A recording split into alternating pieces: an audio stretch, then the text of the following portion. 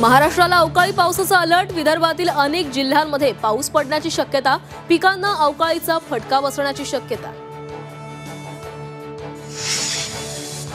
हिंसाचारानंतर मुख्यमंत्री देवेंद्र फडणवीस आज नागपुरात शहरातील परिस्थितीचा घेणार आढावा। तर नागपुरातील 9 भागातील संचारबंदी कायम। शरद पवार आणि अजित पवार पुण्यात एकत्र येणार। वसंतदादा शुगर इन्स्टिट्यूटच्या बैठकीला दोन्ही नेते उपस्थित राहणार। माथेरानमध्ये गाड्यांना नो एंट्री। सुप्रीम कोर्टाचा महत्त्वाचा निर्णय। माथेरान पर्यावरण दृष्ट्या संवेदनशील।